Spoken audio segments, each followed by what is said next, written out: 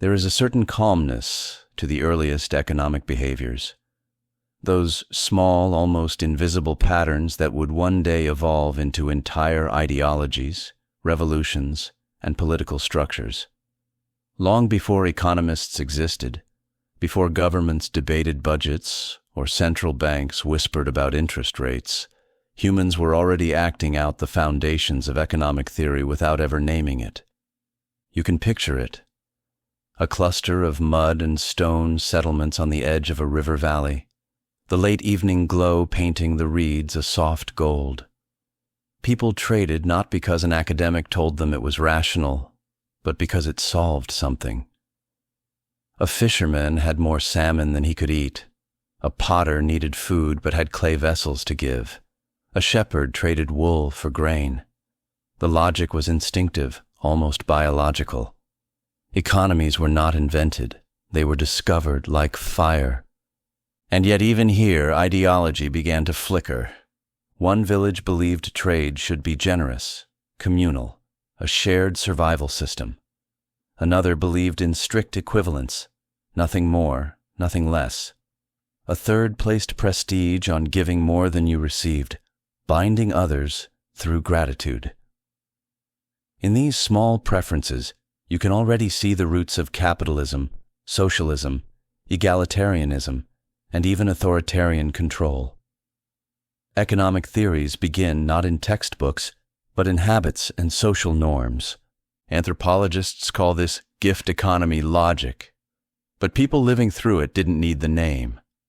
They only needed to know that survival was easier together than alone. And in that togetherness, value took form. Value was not yet about money. It wasn't about gold or currency or debt. It was about how much something reduced uncertainty, food before winter, tools that didn't break, cloth that kept your children warm.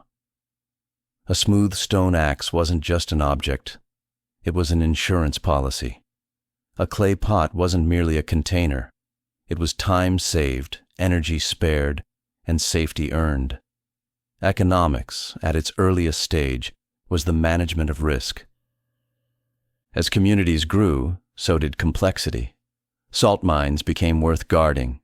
Tin and copper began moving across vast trade routes long before written languages existed. Civilizations separated by thousands of miles shared the same simple logic: turn abundance into opportunity, and opportunity into security. You could say that the first universal economic theory was born right there. Specialization creates surplus, and surplus creates power.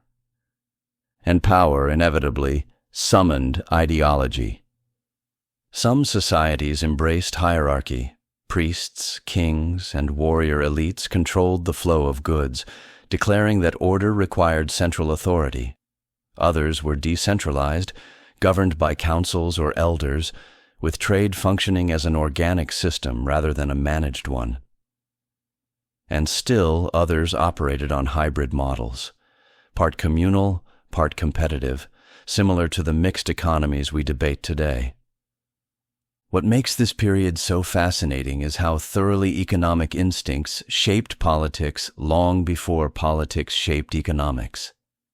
A tribe that depended on cooperation developed egalitarian norms. A region with plentiful resources might develop a culture of generosity. But a drought-stricken area, where scarcity became the permanent backdrop, could drift toward authoritarian control, rationing, and central oversight. In this way, the first economic systems were experiments, unwritten, unplanned, but deeply influential. They set the stage for everything that would come later: markets, governments, inequality, specialization, empires, and the philosophical battles that still define the modern world. And behind all of it is a single truth. Humans try to turn uncertainty into stability, and every economic theory is simply an attempt to answer the same old question: what should we do with what we have? Segment 1 closes on that question, before the later segments trace how entire civilizations attempted to answer it in radically different ways. There's a unique hum that emerges when a settlement grows just large enough for strangers to become part of your daily sight. It's a subtle shift, a widening of the world. One moment, your life is defined by a handful of families and familiar routines. The next, you're watching a man you've never met unload goods from the back of a donkey, wondering what in his bundles might change your life. This is the beginning of markets. They did not begin with fanfare or ceremony. No king declared their existence. No economic theorist authored their blueprint. Markets evolved the way rivers carve their banks, slowly, inevitably, and with a force no one truly understood until long after the fact. Imagine a clearing at the crossroads of two ancient trade paths. A few woven mats laid out. Piles of grain, clay jars, copper trinkets. The smell of spices unfamiliar to the people who lived here. Objects arranged, not just for utility, but for display. An early acknowledgement of something profound. Value is not only in the object itself, but in what others think it is worth. And in that quiet revelation, the world changed. Because once people realized they could exchange surplus for things they never produced themselves, bronze knives from distant miners, rare dyes from coastal traders, grains from fertile valleys, the concept of wealth expanded beyond mere survival. Wealth became mobility, optionality, the freedom to seek rather than wait. But barter had limits. Two people had to want exactly what the other offered, a rigid paradox. You could fish better than anyone in your village, but if no one needed fish that day, your skills didn't translate into trade. This friction, this mismatch between need and supply, forced humanity into the next great invention, money. Not necessarily coins or minted currency. Early money came in many forms: shells, beads, carved stones, metal rings, lumps of copper, even standardized weights of barley. Anything that met three needs: portable, divisible, and recognizable. At some point, nearly every civilization discovered the same thing. Value could be symbolized. And once value could move without being tied to a specific object, economies could breathe. People could store effort.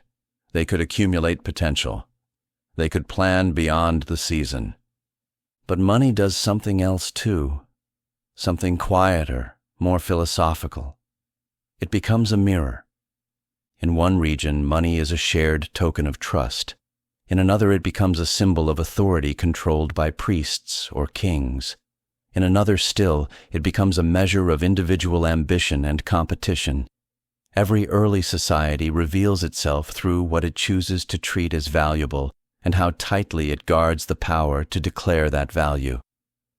And thus, political ideologies begin to take shape. A society with open markets and decentralized trade fosters norms of autonomy, negotiation, and voluntary exchange, early hints of proto-capitalist thinking. A society that centralizes minting, controls currency, and regulates trade begins to form the backbone of what would later resemble state-guided economies or mercantilist systems. And some societies, valuing harmony and shared prosperity, restrict accumulation outright, favoring communal distribution over personal wealth. Precursors to socialist and egalitarian ideals. Markets, money, and ideology grow together like three vines twisting around the same trellis. You cannot separate them. Because once money exists, questions inevitably follow. Who controls its supply? Who regulates its value? Who decides what it can buy? And who benefits from the system that emerges? These are not modern questions. They began the moment the first trader held the first handful of stamped clay tokens and realized some people would lose power and others would gain it. Money made trade easier, yes, but it also created inequality, ambition, growth, tension, specialization, travel, conflict, freedom, dependency, and aspiration. It made civilization possible. and it made political ideology inevitable. For where value flows, beliefs soon follow. The rest of this documentary will trace those beliefs as they evolve from markets into philosophies, and from philosophies into the vast spectrum of political systems that still shape our world today. Civilizations do not rise in silence. They rise in the clatter of ambition. Grain being shoveled into state granaries, stone being hammered into walls, armies being fed and paid, temples being adorned with offerings meant to secure the favor of the gods.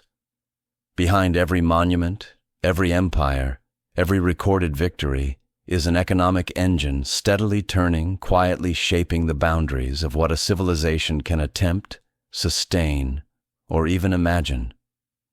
But long before economics was formalized, the earliest states discovered something essential. Power is expensive. It requires organization, surplus, control, and, above all, persuasion. Imagine a growing city-state along a bending river, its early walls expanding, its streets widening to handle new traders, craft workers, and foreign merchants. Surplus grain piles up in central storerooms, the result of structured agriculture and coordinated labor. For the first time, a single authority begins to see the entire economy from a vantage point ordinary people never could. This vantage point gave rise to something new: economic management. The state discovered that by controlling grain storage, it could stabilize the seasons. By standardizing weights and measures, it could guarantee fair trade. By organizing labor for irrigation, it could multiply harvests.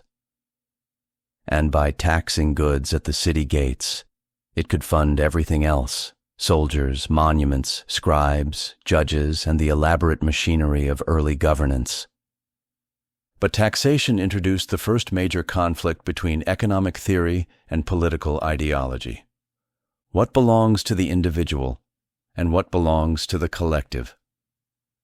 This question, first whispered in the halls of Sumerian temples, Egyptian courts, and early Chinese dynasties, has echoed across thousands of years, resurfacing under new names: property rights, redistribution, public goods, wealth inequality, state authority, freedom versus order. In the early days, there was no ideological vocabulary to describe these tensions, no capitalist, socialist, or libertarian labels. There was only practical necessity and the interpretations people placed upon it. For some, centralization was a miracle: irrigation canals that fed thousands, flood controls that protected cities, and coordinated defense against hostile neighbors. For others, it was domination: heavy taxes, forced labor, and elites growing fat from the grain stores while peasants sweated through each harvest. Every early empire faced this duality. The same actions that built stability also built resentment. The same efficiencies that fed millions also empowered a ruling class whose interests were not always aligned with the people they governed. The economics of early states reveal a foundational truth. Ideologies often emerge not from theory, but from lived experience, how citizens feel about the systems that govern them. In regions where states managed resources efficiently and fairly, belief systems arose that trusted authority and valued harmony. In places where elites exploited labor and hoarded wealth, resistance movements sprouted, some religious, some political, some violent. These weren't yet ideologies in the modern sense, but they were their proto-forms, early expressions of the belief that society should be organized differently. And here, the world begins to split. Civilizations like Mesopotamia and Egypt lean toward hierarchical, centralized redistribution, early forms of what we might now call state-managed economies. Meanwhile, in Greece, the seeds of market culture and competitive individualism began to grow, nurtured by geography, trade, and political experimentation. In China, Confucian principles emphasized order, agriculture, hierarchy, and the moral duty of rulers to ensure prosperity. A state-centric economic model, grounded in ethical governance. Different regions evolved different philosophies because each faced different conditions, but all shared one truth. Economics became inseparable from governance, and governance became inseparable from ideology. Once states claimed authority over currency, trade rules, labor systems, land distribution, and taxation, they inadvertently became creators of economic theory. Not written theory, but practiced theory, living systems that shaped how people interpreted fairness, power, and opportunity. And from those interpretations emerged the first political divides, those who supported authority, those who resisted it, and those who dreamed of a different system entirely. Whether they knew it or not, early civilizations were performing the first grand experiments in socio-economic design, experiments whose results still ripple through modern debates about markets, regulation, democracy, central planning, and the balance between individual ambition and collective responsibility. This was the moment economics stopped being a simple matter of trade and began to define the structure of civilizations themselves. There comes a moment in every civilization when practical knowledge is no longer enough, when people begin not only to do things, but to wonder why they do them. Markets hum, coins change hands, states grow and tax and redistribute, and somewhere in a shaded courtyard or a candlelit study, a thinker sits down and tries to make sense of it all. This is the dawn of economic philosophy. Not economics as equations or graphs, but as ideas, interpretations of how humans should live, trade, govern, and thrive. These early thinkers did not see themselves as economists. They were moralists, political theorists, historians, scholars of human behavior. Yet their observations would become the intellectual foundation for every modern theory of markets, value, labor, and governance. And so we arrive at a turning point, the moment human societies began to theorize about the economic forces already shaping their lives. Aristotle, The Moral Limits of Exchange. In a quiet olive grove near Athens, Aristotle wrote about exchange as though it were a matter of ethics, not profit. He distinguished between two kinds of acquisition: oikonomia, the natural management of the household, producing what one needs; crematistics, the pursuit of wealth for its own sake. To him, the second was dangerous. Wealth that grows without purpose distorts the natural order. Usury, money making money, was the most unnatural practice of all. Aristotle was not yet a capitalist, nor a socialist. He was something older, a philosopher concerned with balance, virtue, and moderation. His ideas would echo centuries later in debates about moral economics, fair pricing, lending, and the purpose of markets. He wasn't building an ideology. He was drawing boundaries, warning that wealth, if unrestrained, could consume the society that produced it. Roman thinkers, law, property, and the birth of economic rights. While Aristotle contemplated ethics, Roman thinkers built systems. The Romans didn't ask whether trade was moral. They asked how to organize it, regulate it, and protect it. Property rights, contracts, inheritance laws, and taxation became formalized. Roman economic thought was not philosophical, but legalistic. Rules, precedents, obligations. Their most influential idea: property should be protected by the state. This single principle would become the cornerstone of liberal economics 2,000 years later. From Rome, we inherit not only roads and aqueducts, but the belief that the legitimacy of the state derives partly from its ability to protect the economic lives of its citizens. Medieval scholastics, the just price, and economics as theology. As the Roman Empire faded and medieval Europe took shape, a different lens emerged: theology. Christian scholastics, most notably Thomas Aquinas, attempted to reconcile economic life with moral doctrine. They believed prices should reflect fairness, not manipulation. Profit was acceptable only if tied to labor or risk. Lending for interest was still deeply suspect. Their central idea was the just price of a price neither exploitative nor arbitrary, but reflective of the community's shared sense of fairness. In a world before modern markets, where guilds controlled production and scarcity fueled tension, this idea shaped the economic worldview of an entire continent for centuries. It also foreshadowed future debates about ethical markets, corporate responsibility, and the tension between profit and morality. Across the Islamic world, the world's first systematic economic thinkers. While Europe debated the morality of markets, scholars across the Islamic Golden Age began analyzing economics with striking sophistication. They wrote about supply and demand, regulation, taxation, labor specialization, and public goods. Markets were viewed as essential to social order, but also vulnerable to corruption and monopoly. Islamic economic principles emphasized transparency, fair trading, and the importance of balancing private enterprise with communal welfare. Long before Adam Smith, Islamic scholars recognized that the price of goods was shaped by both scarcity and need.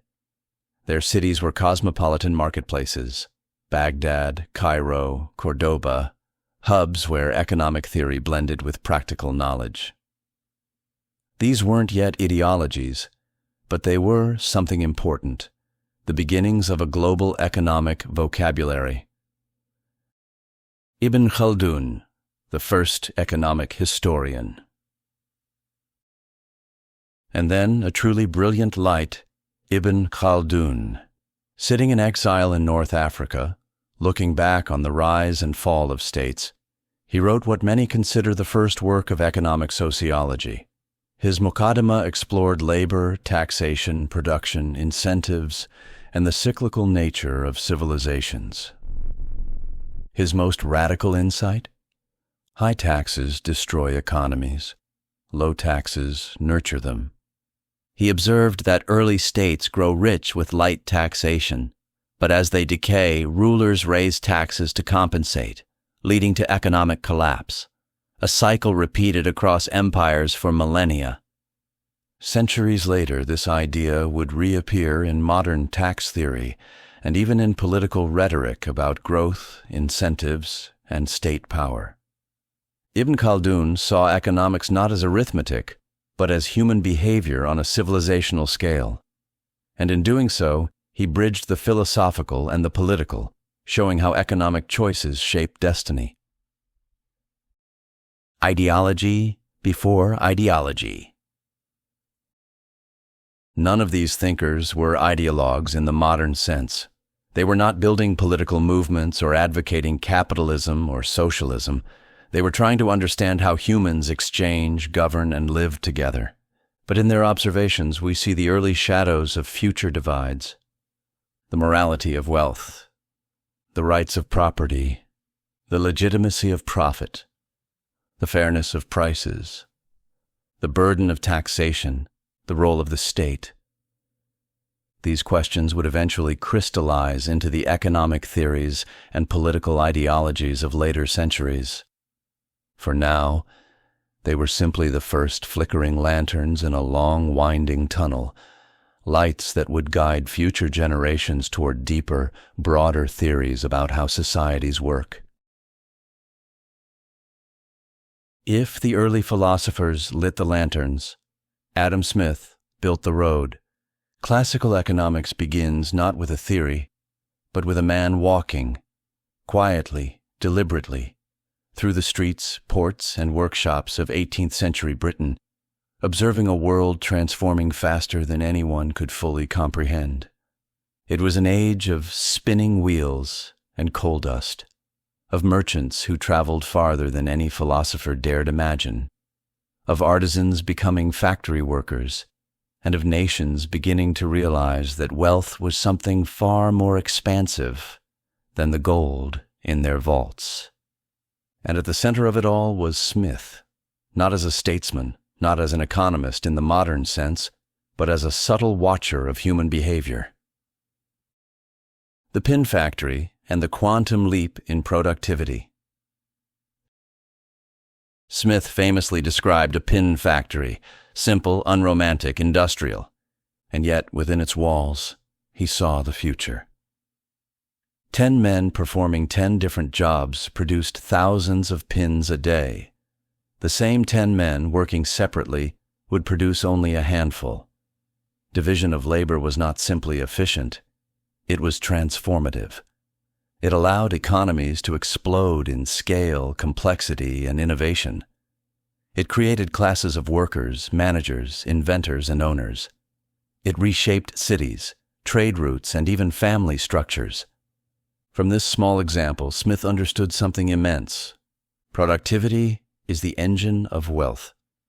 Not conquest, not plunder, not sheer labor, but the intelligent organization of effort. The invisible hand, a metaphor that became an ideology. Smith's most famous idea is often misunderstood. He never meant that markets are perfect or that greed is noble. The invisible hand is a metaphor, an observation that people pursuing their own goals often create outcomes beneficial to society as a whole. But this only works under certain conditions: open competition, clear rules, transparency, fairness, limited but effective regulation. Smith understood that markets require moral foundations. In fact, he wrote an entire book before The Wealth of Nations about sympathy, virtue, and human motivation. He did not imagine unfettered capitalism. He imagined moral markets, where self-interest is guided, not weaponized. Here lies the fascinating overlap between economics and ideology. Different political movements latch onto different pieces of Smith's writing, selectively amplifying the parts that suit their narratives. Capitalists emphasize voluntary exchange and self-interest. Social democrats emphasize regulation and the common good. Liberals highlight property rights. Libertarians highlight minimal government. Smith himself was all of these things, and none of them. He was simply describing patterns. Free trade. Wealth through cooperation, not conquest. Smith challenged the dominant ideology of his time, mercantilism, the belief that nations gain wealth through hoarding, colonizing, and stockpiling gold. He saw something different. When two nations trade freely, both become wealthier, not because one wins and the other loses, but because each specializes in what it does best. He understood that global prosperity could grow like a living system, with every economy part of an interconnected web. This idea would eventually shape modern globalization, economic liberalism, and nearly every international trade policy of the modern world. And yet, every political ideology interprets free trade differently. Conservatives often support it for its efficiency. Progressives critique its inequalities. Nationalists fear its influence on sovereignty. Libertarians embrace its voluntary nature. Socialists worry about the exploitation behind it. Smith's work did not create these divides, but it illuminated them. The role of the state. More than minimalism. Contrary to modern caricatures, Smith believed the state had essential responsibilities: build infrastructure, provide education, establish justice, protect against monopolies, defend the nation. maintain basic public goods. He did not envision a weak state. He envisioned a wise one. Modern ideologies split around this point. Should the state simply set the rules? Should it intervene? Should it redistribute? Should it act as a steward of the economy? These debates trace their lineage directly back to Smith.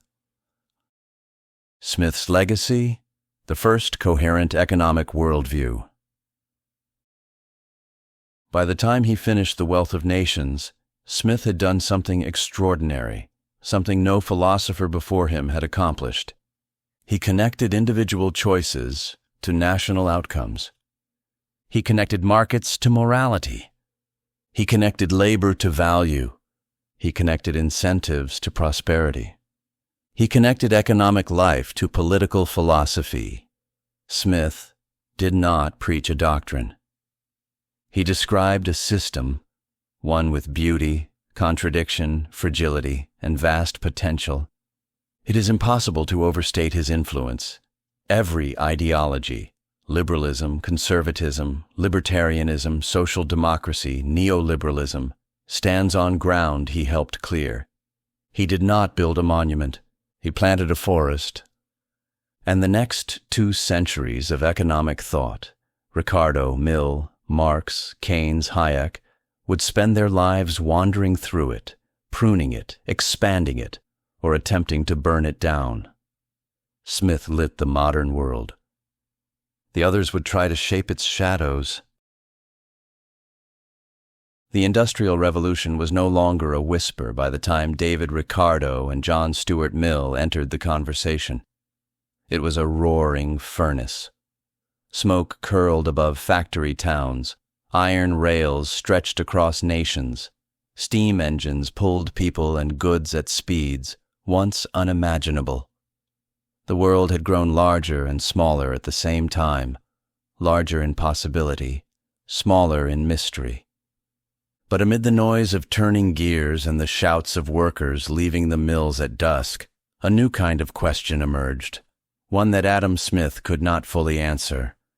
Why do nations trade the way they do, and what determines who benefits? Ricardo and Mill stepped into this moment like 2 cartographers of a new economic world, drawing maps not of territories but of incentives, productivity, and human behavior. They were not inventing capitalism. They were explaining its inner mechanics. Ricardo's Quiet Revolution, Comparative Advantage. Ricardo was a man fascinated by puzzles.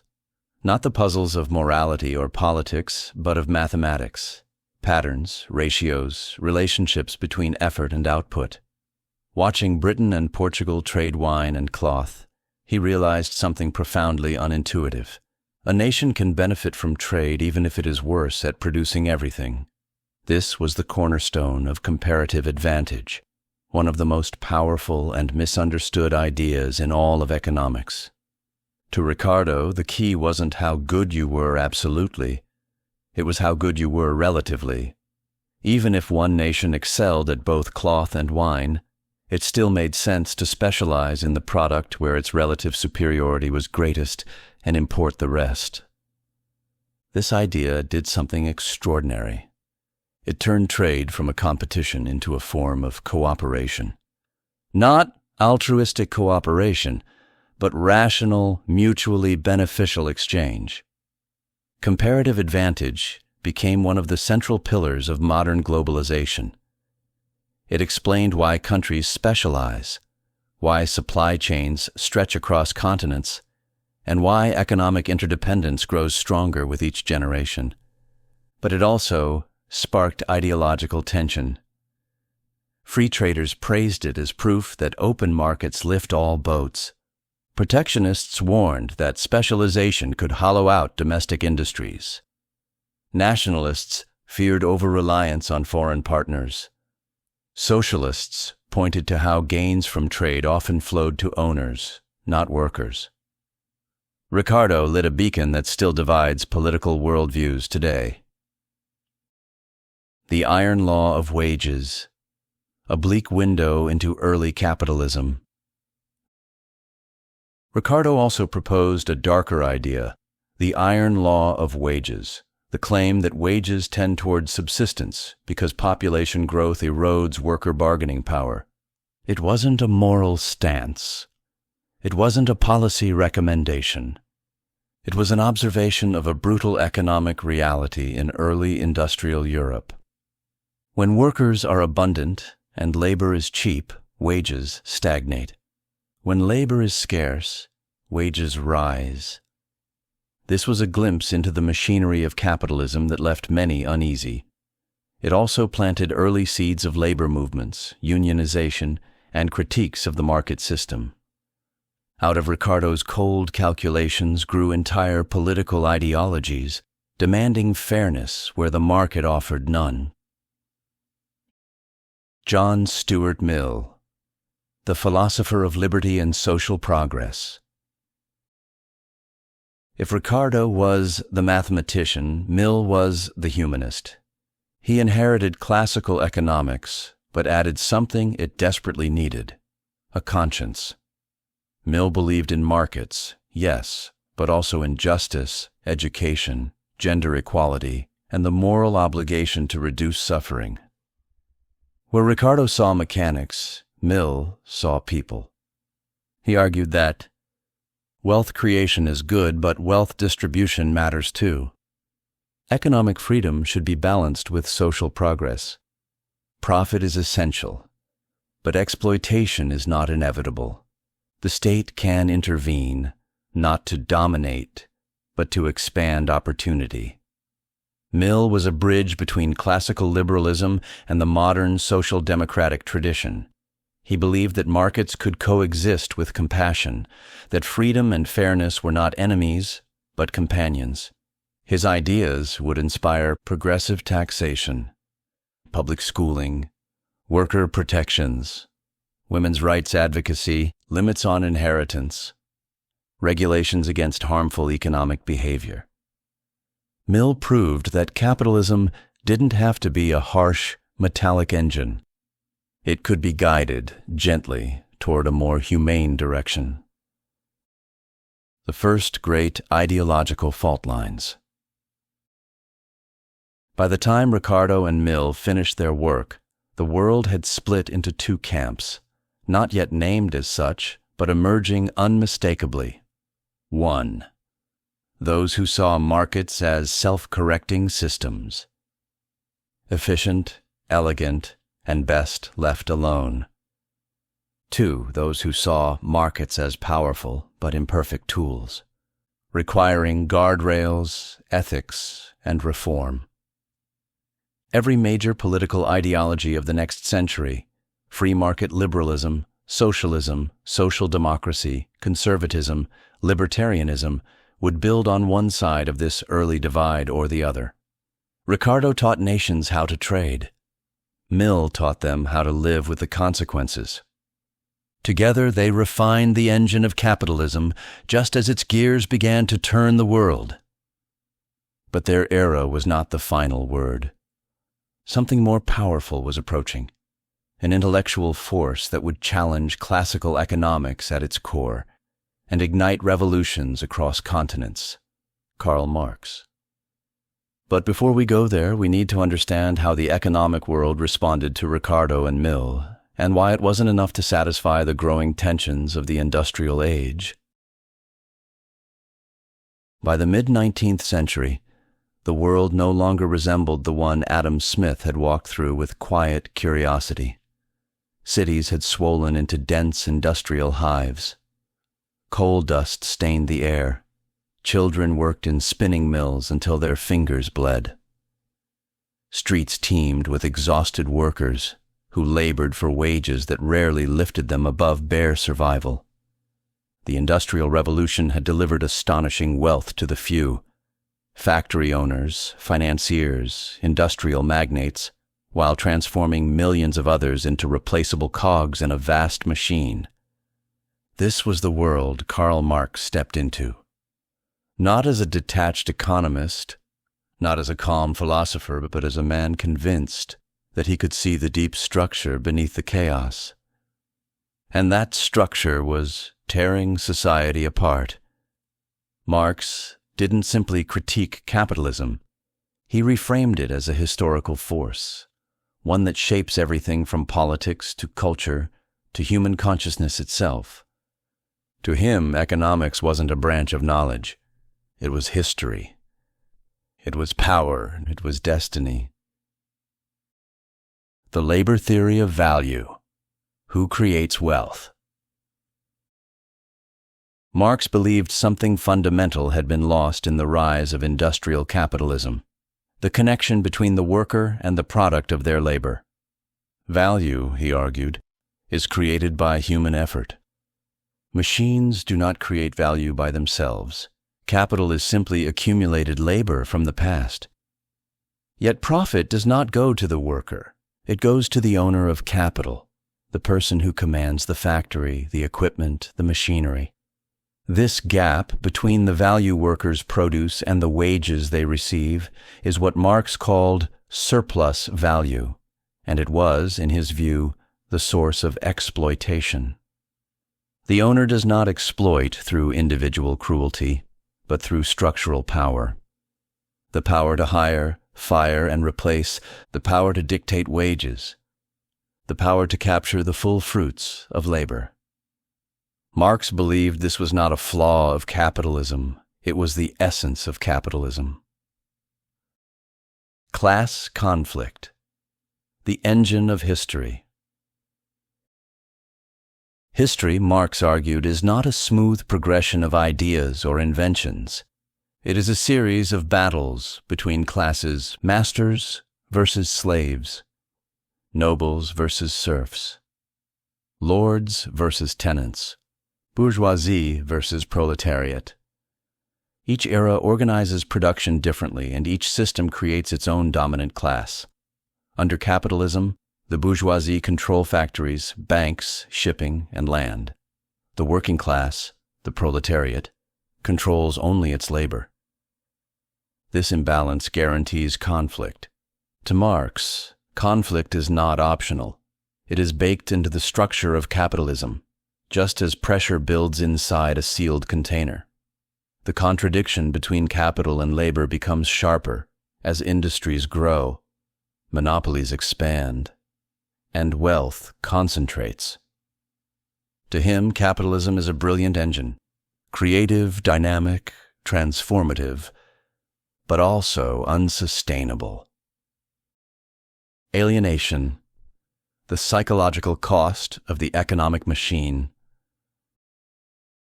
Marx wasn't only concerned with wages or profit. He was concerned with the human soul. He believed the industrial system had alienated workers in 4 ways. From the product, they do not own what they make. From the process, they have no control over their work. From others, competition isolates each person. From themselves, labor becomes mechanical, leaving no room for creativity. To Marx, this was spiritual injury. A system that should liberate human potential instead made people feel small, interchangeable, and disconnected. This theme would echo through modern social critiques, psychology, sociology, and political movements for the next century and beyond. Capitalism's contradictions, strengths that become weaknesses. Marx did not deny capitalism's brilliance. On the contrary, he admired its transformative power. He believed capitalism revolutionizes production, generates innovation, expands knowledge, connects the world, breaks old hierarchies, creates unprecedented wealth. But he also believed that its strengths become fatal flaws. Productivity outpaces demand. Wealth concentrates. Crises become cyclical. Workers are replaced by machines. Class divisions deepen. Political systems bend toward the interests of capital. In Marx's view, capitalism is both unstoppable and self-destructive. It sows the seeds of its own eventual downfall. Whether one agrees with him or not, the prophetic imagery he used, an economic system imploding under its own contradictions, became one of the most powerful ideological forces in modern history. Ideology crystallizes. Economics becomes politics. With Marx, economic theory no longer floated in the realm of quiet observation. It became a battle cry. His ideas would split the world into competing visions of society, Leninist communism, democratic socialism, social democracy, Marxist humanism, revolutionary syndicalism, anti-capitalist anarchism, labor movements across continents. And just as important, a wide spectrum of opponents emerged, each building its own ideological framework in response. Classical liberals defending markets, conservatives defending tradition and order, libertarians arguing for minimal state interference, neoclassical economists countering labor value with marginal utility, capitalists leaning into competition and innovation as social goods. Marx was not just another economist. He was a turning point. With him, economics became inseparable from political identity. Systems of production became systems of belief. Every debate about markets, wages, property, class, or state power became tinted by the long shadow he cast. Whether revered or reviled, Marx forced the world to confront an uncomfortable question. Is our economic system a natural expression of human freedom, or is it a structure that shapes us more than we shape it? This question remains one of the defining tensions of the modern age. By the late 19th century, the world of economics had become a battlefield. Marx had ignited a fire, an intellectual and political blaze that spread across Europe's factories and universities. Workers organized, owners worried, states trembled. For many, it felt as if society stood on the edge of a permanent divide.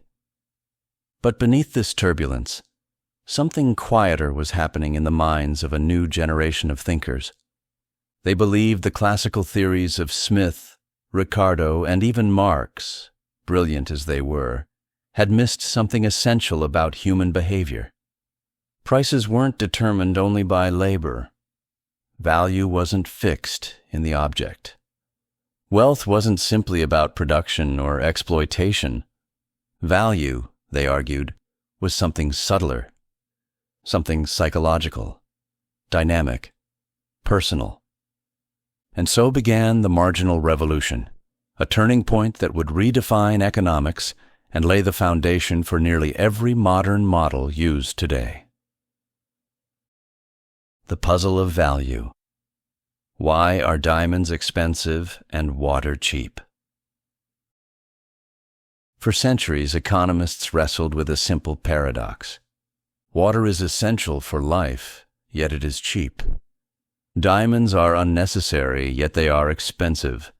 The classical explanation, labor and production costs, could not fully solve this puzzle. The marginal thinkers believed the answer lay elsewhere in the incremental value of each additional unit. The first bucket of water has immense value. You need it to live. But the 10th, the 20th, the more you have, the less each additional bucket matters. Diamonds, by contrast, are scarce. Their rarity makes each additional stone more valued. This was the breakthrough. Value is not inherent in the object. It depends on the user, the context, and the moment. This shift was not merely academic. It rewired the core of economic theory. Marginal utility, a new language of choice. William Stanley Jevons in England, Karl Menger in Austria, and Léon Walras in France, working independently and unaware of one another, arrived at the same insight. People make decisions at the margin, not based on total amounts, but based on the next unit of consumption, cost, or effort. This idea turned economics into the study of choice, how individuals, firms, and entire societies allocate limited resources. With it emerged a new vocabulary: marginal utility, satisfaction gained from the next unit, marginal cost, cost of producing one more unit, marginal revenue, income from selling one more unit, marginal productivity, the value of one more worker or machine. Suddenly, economics became mathematically tractable, analyzable, predictable, modelable. This was the birth of neoclassical economics, a school of thought that would dominate the 20th century. Markets reimagined, equilibrium and the elegant dance of supply and demand. While Menger and Jevons emphasized psychology, Walras focused on structure. He envisioned the economy as a vast network of interconnected markets, each one influencing the next, all settling into equilibrium when supply equals demand. It was a vision of breathtaking beauty, a self-adjusting system where prices act like signals, nudging behavior, moving resources, balancing needs and scarcity. This view aligned with liberal and conservative ideologies that favored market efficiency and minimal government interference. But it also became the intellectual target of socialist and interventionist thinkers who argued that markets do not always settle into fair or stable outcomes. The debate between equilibrium and intervention still shapes politics today. The value of labor. Markets, not Marx.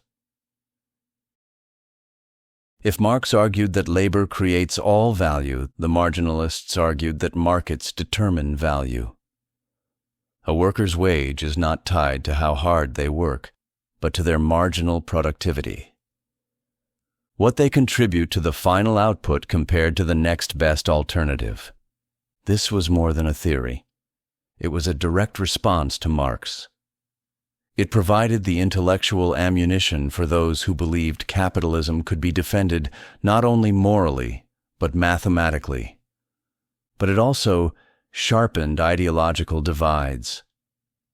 Market advocates used it to justify wage differences. Critics argued it ignored power dynamics and bargaining inequality. Where Marx saw exploitation, neoclassical economists saw incentives and efficiency. Two worlds, two lenses, two radically different interpretations of the same system. The rise of the rational economic actor. Neoclassical thinkers assumed something bold.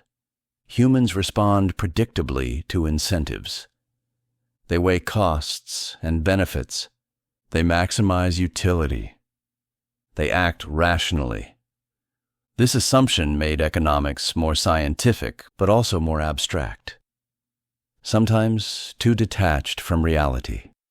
Still, it allowed economists to build models, simulate outcomes, and predict behavior on scales never before imaginable. Ideologies quickly converged around this notion. Libertarians embraced rationality as proof that individuals should be free. Conservatives used it to defend market-driven order. Social democrats argued that rational actors need protection from structural disadvantages. Socialists critiqued the assumption entirely, insisting that power, class, and inequality distort choice. The marginalists didn't settle the ideological debate. They expanded it. A new foundation, a new battle. By the dawn of the 20th century, economics had shifted dramatically. Value came from utility, not labor. Prices coordinated behavior. Markets were seen as efficient systems. Mathematics became central. Rationality became assumed. But the world was changing in ways the marginalists did not anticipate. Inequality was rising. Monopolies were forming, economic crises loomed, workers were organizing, empires were fraying.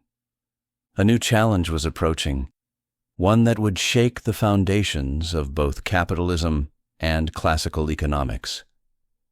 The Great Depression would force economists to confront a haunting realization. What if markets do not correct themselves? What if equilibrium is not enough? What if an economy can fall and keep falling without any invisible hand to lift it back up? This question marked the beginning of the next seismic chapter in economic thought, and a new rivalry that would define the next century, Keynes versus Hayek. By the early 20th century, the world had become a powder keg. Industrialization had reshaped continents. Empires were collapsing. Urban populations were exploding. And beneath everything, the global economy was a labyrinth of credit, speculation, production, and fragile trust. Then came the earthquake, the Great Depression. Factories went silent. Bank windows shattered as crowds demanded their vanished savings. Farmers burned crops they couldn't sell. And in cities from London to New York, men lined up for bread in the cold, watching the promise of modernity dissolve into hunger. The old economic models, beautiful, rational, equilibrium-bound, had no answers. Markets had not corrected themselves. Rational actors had not saved the system. The invisible hand, for the first time, felt absent. Into this void stepped two men whose ideas would shape the economic and political world for the next century: John Maynard Keynes and Friedrich August von Hayek. They were not enemies, they were not caricatures. They were two brilliant minds grappling with the same question: how do you save a collapsing economy? Their answers could not have been more different. Keynes, the doctor for a sick economy. Where classical economists saw the economy as a self-healing organism, Keynes saw something far more human, an anxious, emotional, unpredictable system, vulnerable to panic. The Great Depression convinced him that markets can freeze, investment can evaporate, confidence can collapse, and without intervention, an economy can spiral downward indefinitely. To Keynes, recessions were not moral failures or natural purges. They were failures of demand. When people stop spending, businesses stop producing. When businesses stop producing, workers lose jobs. When workers lose jobs, they stop spending even more. A vicious cycle. His solution?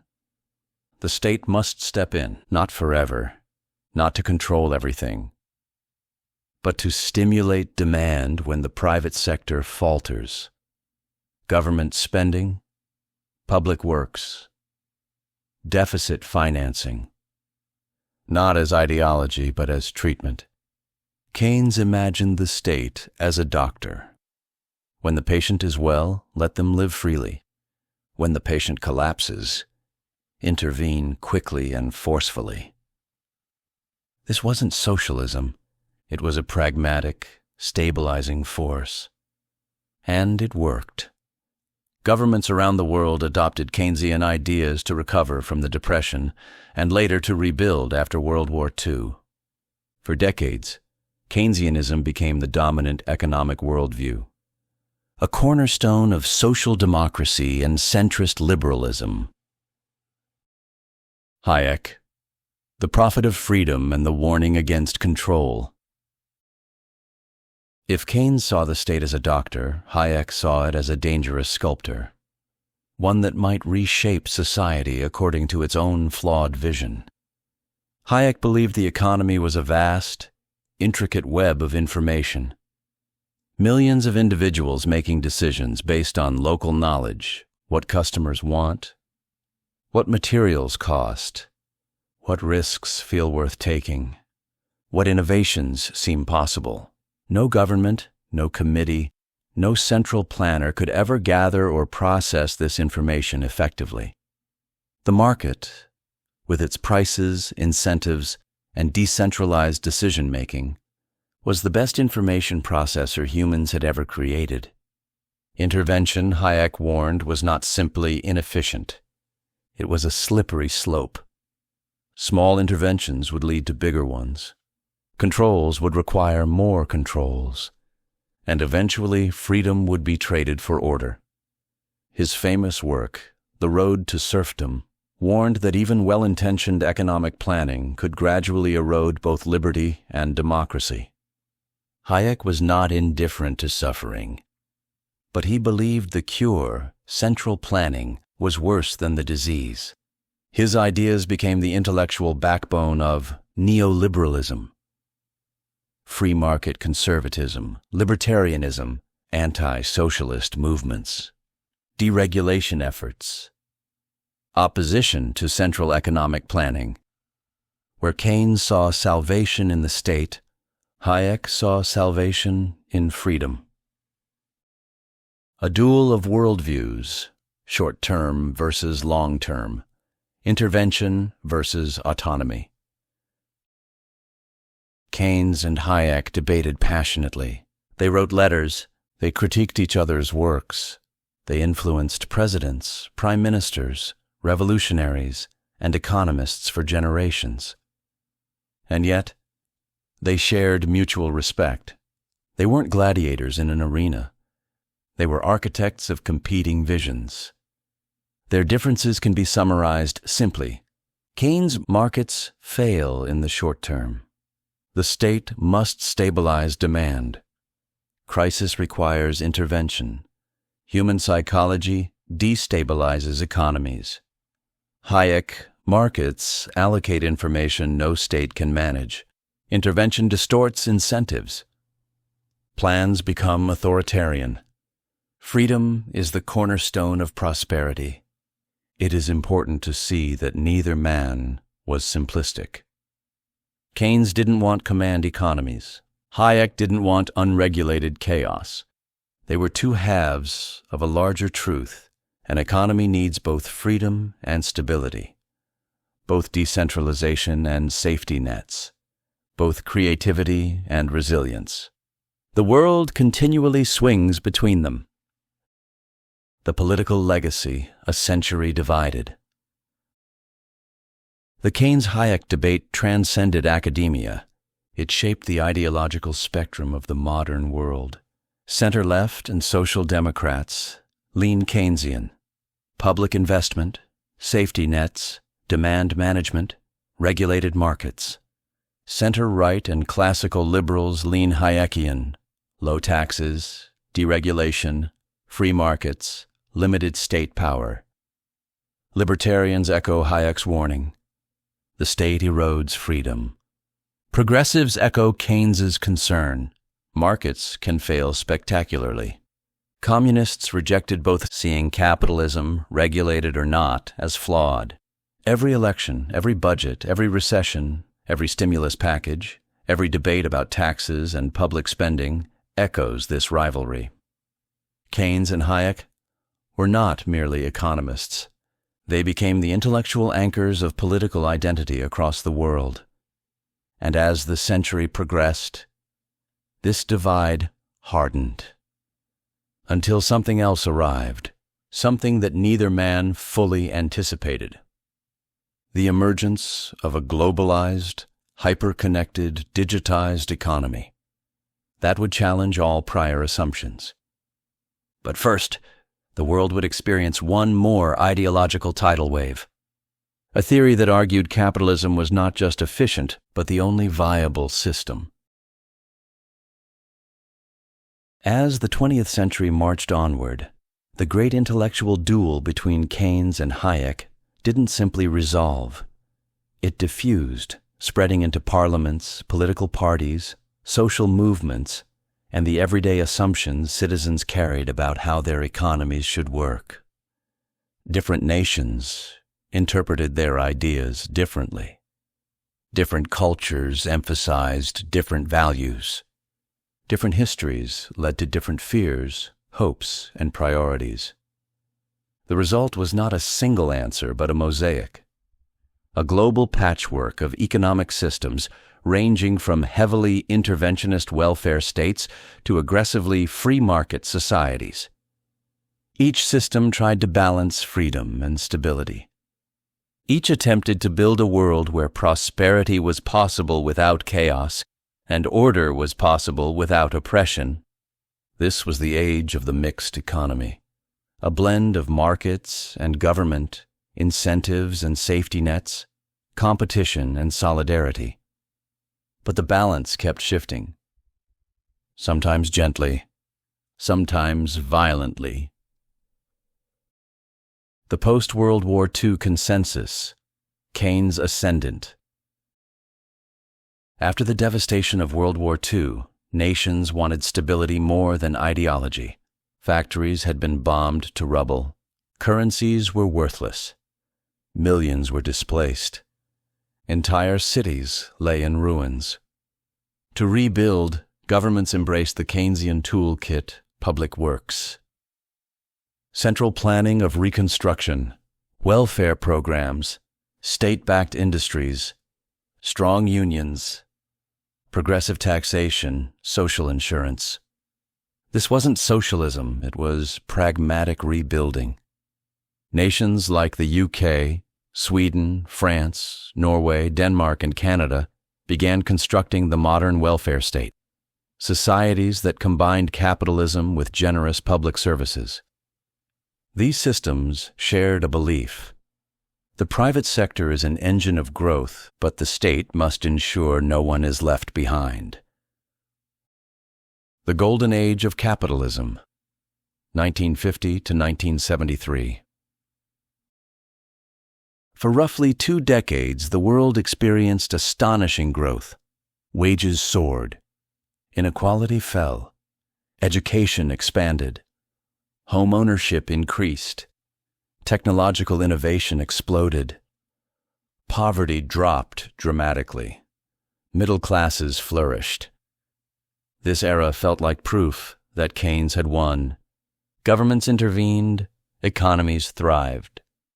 Public investment boomed, innovation followed. Safety nets grew. Societies became more equal. It seemed briefly as if the ideological battles of the early 20th century had been resolved. But beneath the surface, pressures were building. The crises of the 1970s, inflation, oil shocks, and stagnation. Then came the shattering decade. Oil prices quadrupled, inflation surged, economic growth slowed. Unemployment rose. Traditional Keynesian tools failed to fix the crisis. Stagflation, high unemployment and high inflation, defied all previous theory. Governments poured in money, and economies became worse. Something fundamental had shifted. Critics argued that economies had grown too dependent on state intervention. Union power had become excessive. Bureaucracies had grown bloated. Public spending outpaced public revenue. And into this moment stepped a renewed voice. Hayek's warnings about intervention began to sound prophetic. The world turned. The pendulum swung. The rise of neoliberalism, markets reborn. By the 1980s, political leaders like Ronald Reagan in the United States, Margaret Thatcher in the UK, and finance ministers across the globe embraced a new doctrine, neoliberalism. A philosophy built on several principles: deregulation, privatization, free trade, lower taxes, flexible labor markets, reduced state intervention, market-driven incentives. Neoliberalism was not classical laissez-faire capitalism. It was a modernized, globalized version. A belief that markets, when freed from excessive constraints, could deliver prosperity more efficiently than centralized planning or heavy regulation. It reshaped the world. National airlines were privatized. Telecom and energy sectors were deregulated. Trade barriers fell. Financial markets globalized. Capital flowed freely across borders. Supporters argued that neoliberal reforms unleashed innovation and competitiveness. Critics argued they empowered corporations, weakened unions, and widened inequality. Both were right. Neoliberalism ignited economic growth in some nations and social anxiety in others. The mixed economy matures, compromise without consensus.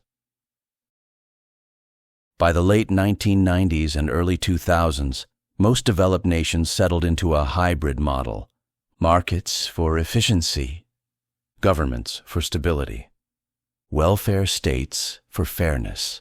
This mixed economy existed everywhere, but with local flavor, Nordic nations built generous welfare systems and competitive markets. Germany maintained strong industry with cooperative labor relations. The U.S. emphasized market dynamism and entrepreneurship. France and Italy maintained state influence in key sectors. Japan blended corporate alliances with state-guided coordination. The world had learned something essential. No single ideology could handle every aspect of a modern economy. Keynes was right about instability. Hayek was right about information. Welfare states were right about fairness. Markets were right about incentives. The world experimented with blending all four truths, but new forces were approaching.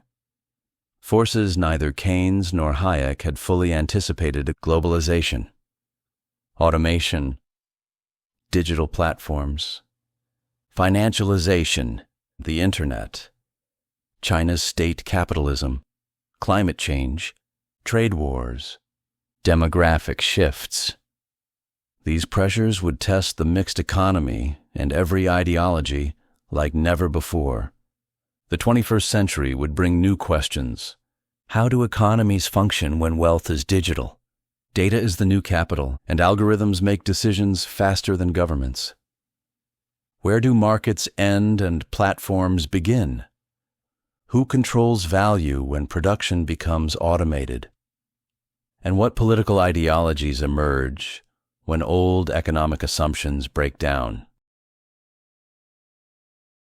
By the late 20th century, something unexpected happened. For decades, economists and politicians believed the world was converging toward a single destiny, one where all nations would eventually adopt liberal capitalism, free markets, and some form of democratic governance. Scholars called it the end of history, a final ideological resting point. But history had no intention of ending. Instead, the world began to diverge, splitting into distinct economic civilizations, each blending markets, state power, and political ideology in radically different ways. The mixed economy was no longer a universal blueprint. It became a canvas for experimentation, competition, and conflict. Three major models emerged, each with its own logic, strengths, weaknesses, and philosophical identity: state capitalism, social democracy, liberal market capitalism.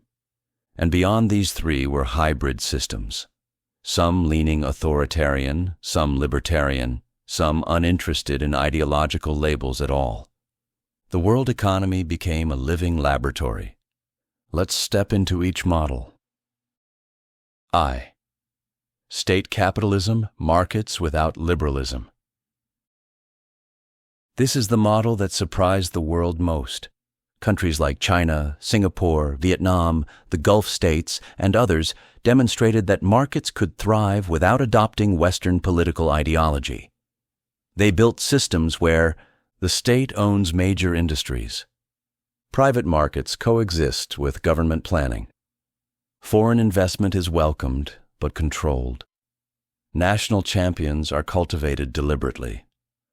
Long-term strategy overrides short-term profit. Economic stability trumps democratic turbulence. This model was not about ideology in the Western sense. It was about sovereignty, national power, and stability. State capitalism rests on a simple premise. Markets are tools, not masters. The state uses them to pursue national goals, technological dominance, export success, energy security, geopolitical influence. It blends capitalist production, socialist-style planning, nationalist strategy, authoritarian governance. Critics argue it suppresses freedom and distorts competition. Supporters argue it outperforms chaotic democracies. Either way, state capitalism became one of the defining systems of the 21st century. Second, social democracy. Markets with a moral compass. If state capitalism views markets as tools of the nation, social democracy sees markets as engines that require ethical constraints. Centered in Scandinavia, Western Europe, and parts of Canada, this model blends competitive markets, strong unions, generous welfare systems, high taxes, universal health care, robust education, worker protections, public investment in innovation. Its philosophy is simple. Prosperity is meaningless without dignity. Efficiency is hollow without fairness. Growth is fragile without social cohesion. This system excels at reducing inequality, creating strong middle classes, balancing competition and compassion, maintaining political stability. Critics argue it stifles innovation, burdens businesses, and creates dependence. Supporters argue it cultivates healthier, happier societies and more resilient economies. In social democracies, the political spectrum rarely questions the welfare state itself, only its scale, costs, and methods. Keynes's shadow looms large here. Third, liberal market capitalism. Freedom as a first principle. The United States, the UK, depending on era, Australia, and parts of the post-colonial world adopted a different blend. Low taxes, limited welfare, deregulation, entrepreneurial culture, individual responsibility, flexible labor markets, vibrant private sector, minimal interference in business. This model prizes freedom, dynamism, and innovation. Its philosophy. Markets discover truth better than governments. Individuals create prosperity better than collectives. Competition drives progress better than planning. The strengths are clear. Powerful innovation engines, highly adaptive firms, strong financial markets, rapid technological turnover, entrepreneurial culture. The weaknesses are equally clear. Higher inequality, less job security, weaker safety nets, boom-bust cycles, more polarized politics. This system is closest to Hayek's ideal, but borrows from Keynes when crises hit. 4. Hybrid systems. No ideology, only outcomes. Many nations don't fit neatly into any category. Japan mixes corporate alliances with state guidance. South Korea blends export-led strategy with national champions. India combines regulation and entrepreneurship in a complex mosaic. Brazil, Mexico, and South Africa blend market systems with deep structural challenges. Russia fuses state power with oligarchic capitalism. These systems are driven less by ideology and more by history, culture, demographics, geography, political leadership, colonial legacies, institutional strength. Economics is not purely rational. It is shaped by memory, tradition, trauma, opportunity, and the ghosts of choices made long before modern ideologies existed. The global divergence, a new ideological map. By the 21st century, the world's economic systems formed a new spectrum, not left to right, but triangular, state-driven, market-driven, welfare-driven. Each system claimed legitimacy through different values: state capitalism, stability, sovereignty, and long-term national strategy; social democracy, fairness, community, and universal dignity; liberal capitalism, freedom, competition, and individual empowerment. None were perfect. All were powerful. And for the first time in generations, the global ideological conflict wasn't just capitalism versus socialism. It was capitalism versus capitalism. Different models competing over efficiency, fairness, and sustainability. But new pressures were rising: globalization, automation, climate change, demographic shifts, and digital monopolies. These pressures would push each model toward crisis, forcing them to adapt or falter. The old ideological lines blurred. New ones emerged. We were no longer debating whether the state or the market should dominate. We were debating how they should interact. And soon one more set of forces would enter the stage. Forces not bound by borders, governments, or even human decision-making corporations, algorithms, and platforms. A new architecture of economic power. At the turn of the 21st century, something profound happened to the global economy. Something older economic theories had not fully anticipated, and political ideologies were not prepared to absorb.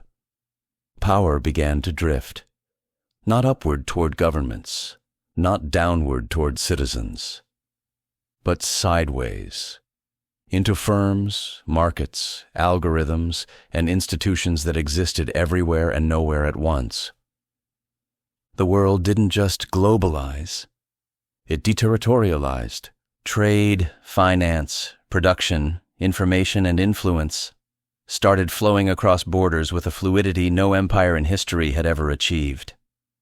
If the 20th century was defined by the struggle between states and markets, the 21st was defined by the rise of something stranger: corporations as quasi-sovereigns, platforms as new marketplaces, financial markets as political weather systems, and globalization as a force more powerful than any ideology. This era reshaped economies and the political structures built around them in ways that still reverberate through the 2020s and beyond. Let's walk into this new architecture of power. Globalization. Borders become porous. In earlier centuries, borders defined economic destiny. Distance limited trade. Local industries grew behind protective walls. Nations competed in physical space. But globalization rewrote the rules. Production moved to countries with lower labor costs. Companies built supply chains stretching across continents. Capital flowed across borders with the tap of a keyboard. Consumers bought products made from dozens of countries at once. This wasn't merely economic. It was civilizational. Globalization rewarded efficiency, scale, and integration. It challenged governments, trying to regulate industries that no longer lived inside their borders. It weakened local producers, empowered exporters, and complicated national political debates. Left-wing parties struggled with the tension between labor protection and global cooperation. Right-wing parties struggled with the tension between free trade and national identity. Globalization didn't pick sides. It scrambled them. 2.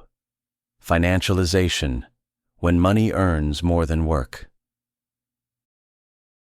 If globalization reorganized production, financialization reorganized value. By the 2000s, a growing share of economic activity came not from producing goods but from trading assets, leveraging debt, speculating in markets, engineering financial products, shifting capital between sectors, buying, selling, and merging firms, creating derivatives that few fully understood. The financial sector grew faster than the real economy. Asset prices began shaping policy decisions. Governments feared market reactions. Households tied their wealth to housing bubbles, market booms, and pensions dependent on global finance. Financialization wasn't inherently evil. It funded innovation, lowered borrowing costs, and created liquidity. But it also amplified inequality. Those who owned assets soared upward. Those who lived on wages struggled to keep pace. Here, ideological lines blurred again. Free market advocates celebrated financial efficiency, but worried about moral hazard. Progressives criticized speculation but used financial tools to fund public policy. Conservatives embraced markets, but feared bubbles. Libertarians distrusted both government bailouts and centralized finance. Finance became the weather, unpredictable, global, and indifferent to borders. Third, multinational corporations, the new empires. By the 2010s, the world's largest corporations were no longer merely businesses. They were systems, ecosystems, infrastructures, global actors with more influence than many nation-states. Tech giants became platforms through which billions communicated, worked, shopped, argued, and organized. Retail giants shaped supply chains that determined working conditions across continents. Pharmaceutical firms controlled life-saving innovations. Energy corporations influenced climate and geopolitics. These firms did not belong to any ideology. They pursued efficiency, profit, scale, and strategic advantage, unburdened by borders or elections. Some nations embraced them, some feared them, some regulated them, some negotiated with them as equals, some depended on them. For the first time in history, a corporation could pressure a government. A platform could influence a population. A supply chain disruption could threaten national security. A tech algorithm could shape political discourse. Economists struggled to categorize this. Ideologies struggled to respond. The old vocabulary, capitalism, socialism, regulation, free trade, felt insufficient. The world had entered a post-industrial, post-national phase of capitalism. 4. Platforms, the new marketplaces. Something else emerged: digital platforms. Amazon, Google, Facebook, Alibaba, TikTok, and others became new marketplaces that controlled information flow. Customer access, data harvesting, surveillance infrastructures, advertising systems, social identity, public attention. In classical economics, markets were decentralized spaces where buyers and sellers chose freely. Platforms changed that. They became private, centralized markets, algorithmically curated, bordered by terms of service, shaped by invisible protocols, and governed by corporate boards rather than democratic institutions. Ideologies struggled here too. Libertarians saw platforms as private entities with rights. Progressives saw them as unregulated monopolies. Conservatives saw them as threats to traditional culture. Socialists saw them as new engines of exploitation. Centrists saw them as necessary but dangerous infrastructures. Platforms became the new commons without being public. Nation-states lose control. The great irony of the 21st century is this.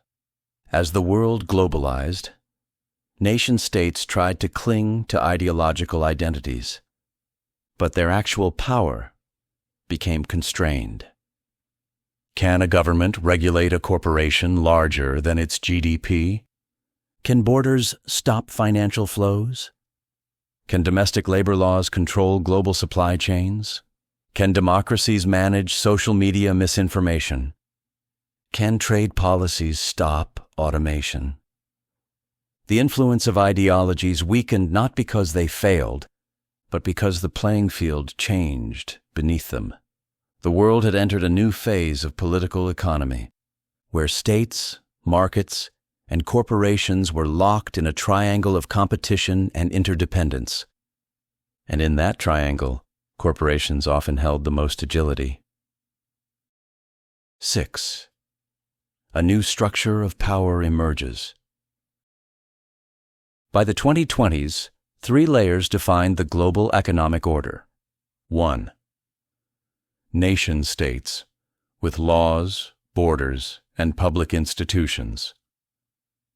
2. Markets, global, fluid, data-driven, speculative. 3. Corporations and platforms, borderless, algorithmic, influential. Each layer had different incentives. Each layer shaped the others.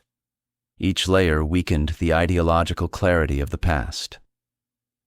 Globalization was not a left-wing or right-wing project. Financialization was not inherently progressive or conservative. Corporate power did not align neatly with any political party. Platforms did not choose ideology. They created new ecosystems in which ideology operated. The world had become more connected, more efficient, more prosperous, and also more unequal, more volatile, and more fragile. This era set the stage for the next great ideological wave, the digital economy, automation, and the politics of data. Where once labor was the foundation of value, now algorithms, robots, and networks began overtaking it. Where once capital meant factories and machines, now capital meant code and information. And that shift, quiet at first, would soon reshape economics and politics once again.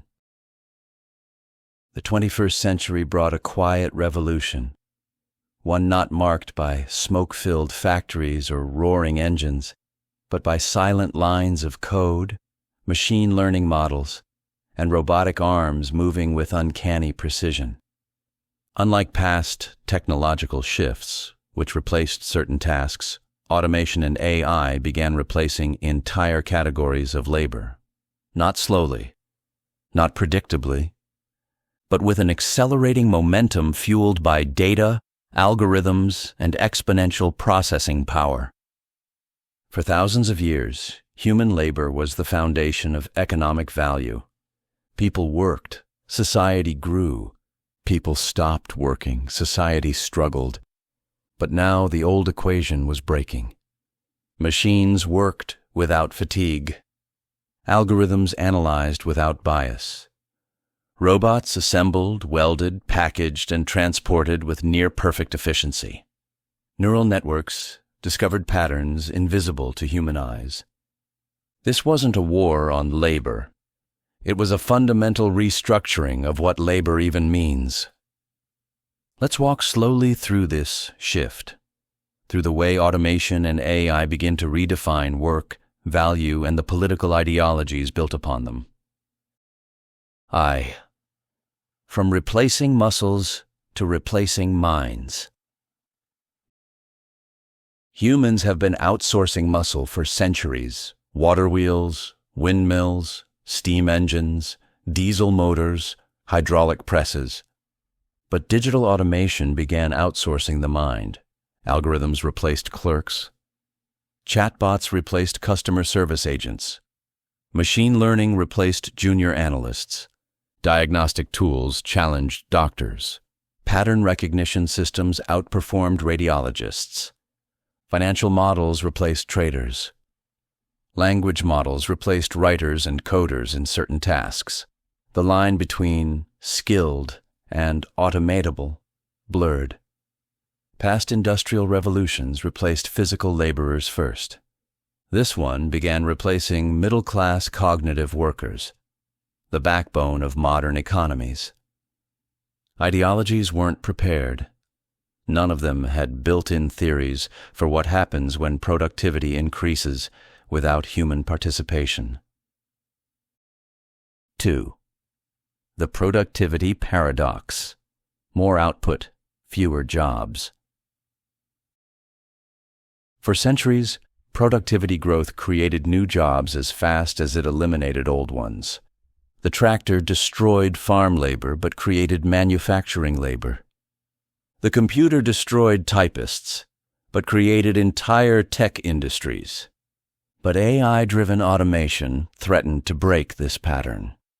A single algorithm could replace hundreds of routine office roles. A robotic warehouse could run with a fraction of the workforce. Automated trucks, once perfected, could displace millions of drivers. A predictive policing system could reduce administrative staff. A self-training language model could replace entire content departments. For the first time in economic history, productivity could rise without translating into broad-based employment. This was the paradox.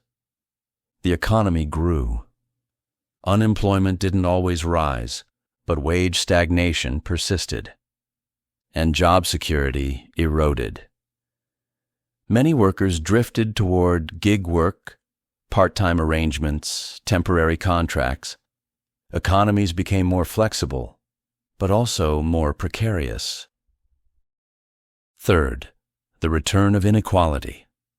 The winner-take-all economy. Automation concentrated wealth in new ways. Owners of algorithms gained exponentially. Designers and engineers earned well. Data became the new capital. Intellectual property replaced factories. Platforms scaled without hiring. Markets rewarded software far more than labor. A new class division emerged, not proletariat and bourgeoisie, but those who own automated systems versus those who compete with them. This division mapped poorly onto traditional ideologies. Liberals saw opportunity and inequality. Conservatives saw innovation and cultural upheaval. Progressives saw exploitation and concentrated power. Libertarians saw free markets and technological liberation. Socialists saw a renewed case for collective ownership. Centrists saw the need for new safety nets. The map scrambled. Nothing fit neatly anymore. 4. Post-labor politics. New questions, old assumptions. As automation accelerated, societies began asking questions that classical economics never fully addressed. What does full employment mean when machines produce most output? Should jobs be protected, or should people be supported outside traditional employment?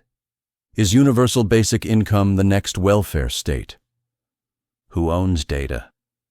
Who owns the algorithms that generate wealth? Can labor still capture value in an automated system? Should robots pay taxes? Should AI-generated productivity be redistributed? These were no longer philosophical hypotheticals. They became urgent political questions.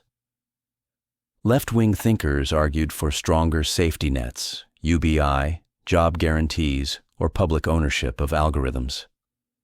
Right-wing thinkers argued for deregulation, innovation freedom, and reskilling. Technocrats focused on smoothing transitions and retraining labor forces. Libertarians emphasized individual adaptation and market-led evolution. Social conservatives worried about social fabric, identity, and purpose. Everyone saw different threats, Everyone saw different opportunities. Automation wasn't just an economic shift, it was a cultural one, a psychological one, a civilizational one. B. AI and the unbundling of skill. For centuries, economic power came from mastering skills, craftsmanship, knowledge, specialized education. AI began unbundling skill into components, pattern recognition, memory, prediction, optimization, creativity, language formation. Systems could replicate components individually, outperforming humans in narrow domains. This unbundling changed how labor markets valued expertise. A radiologist who spent a decade in training could be outperformed by a model trained on millions of images. A translator could be replaced by a neural network with universal language understanding. A software engineer could be supplemented or displaced by code-generating systems. The meaning of expertise changed, and with it the meaning of inequality. 6. The philosophical question, what is value without labor? Classical economics imagined an economy built on land, labor, capital.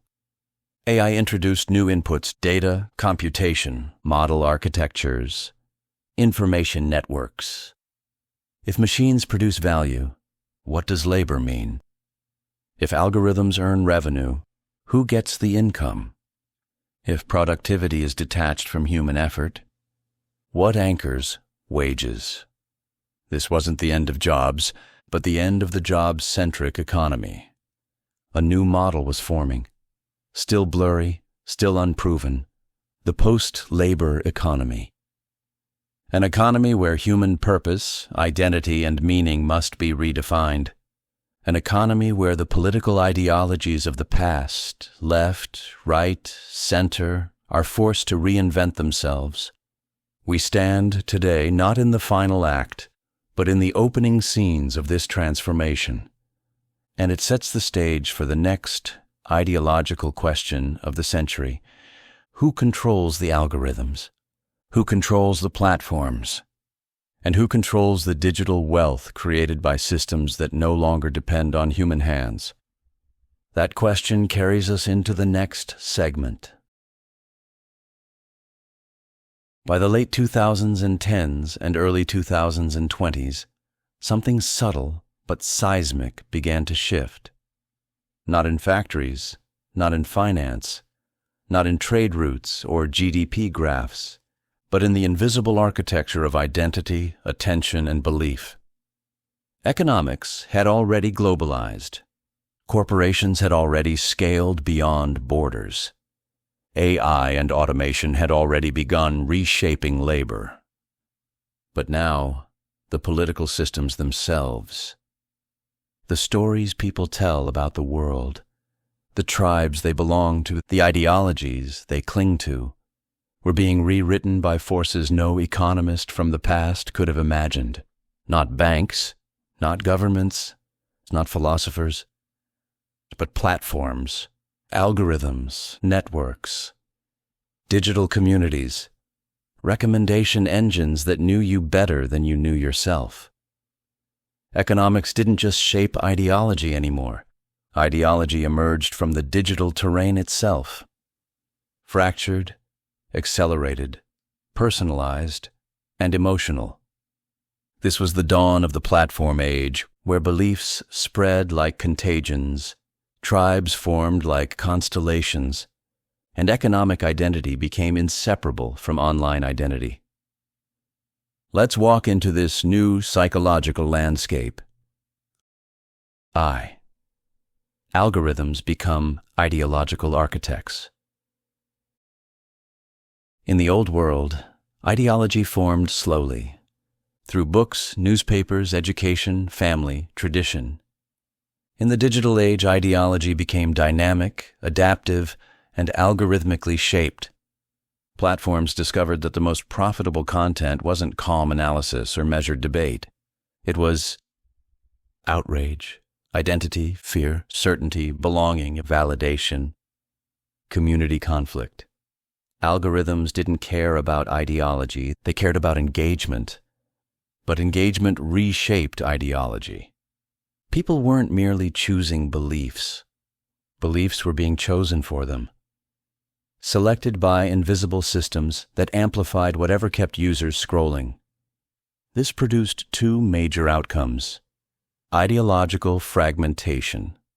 Small, tightly knit digital tribes formed around hyper-specific economic and political views.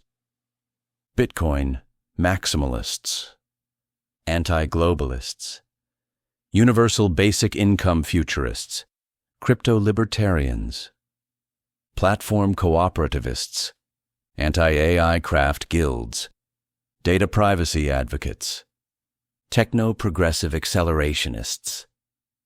Ideology splintered into 1,000 micro-philosophies. Ideological acceleration. Ideas spread faster than institutions could respond. A policy debate that once took decades could explode globally in a week.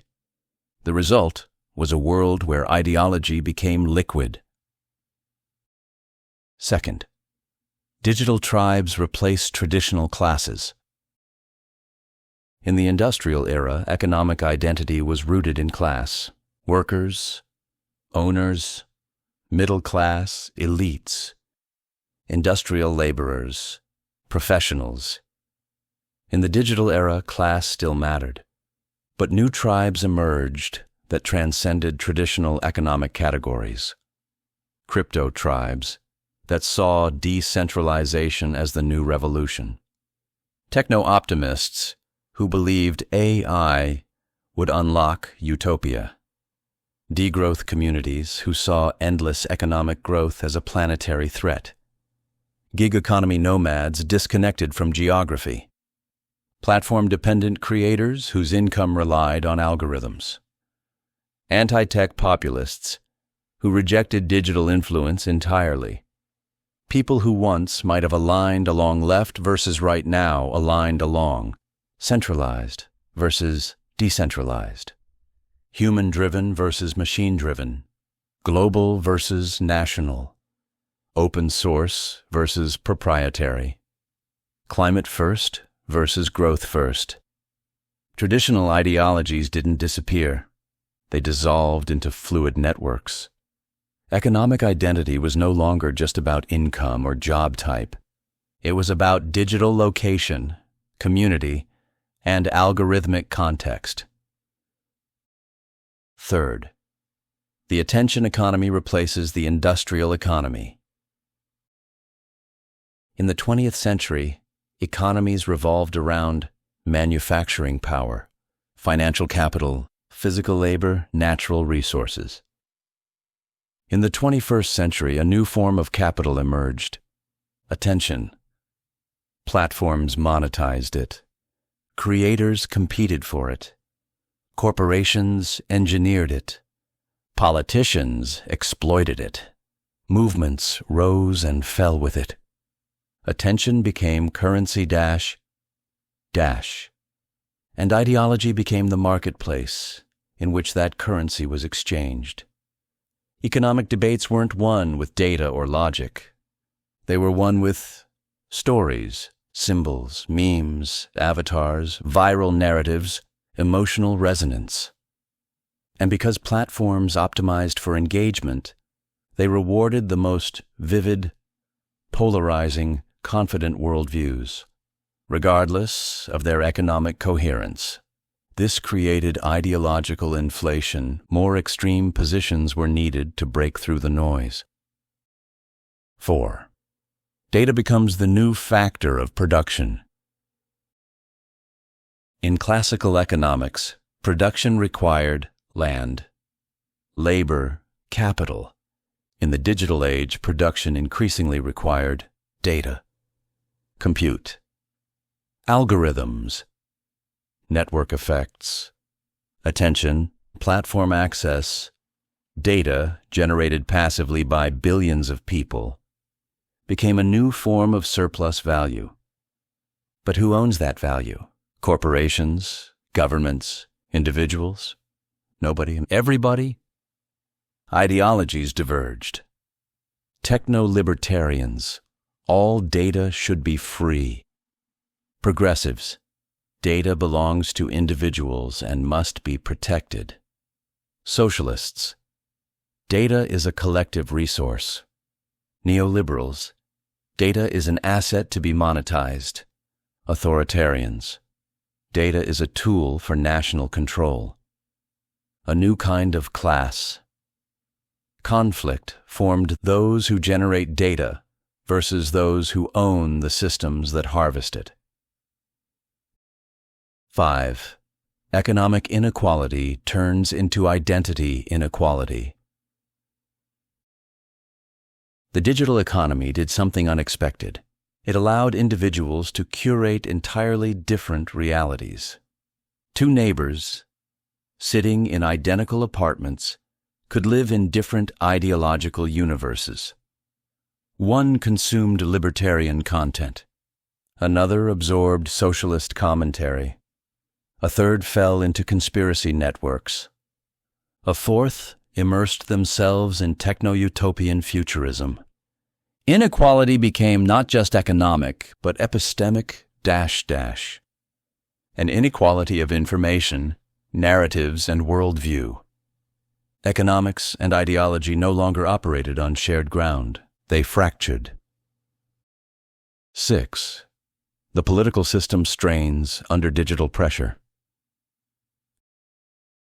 Nations built in the industrial age were suddenly trying to govern platform monopolies.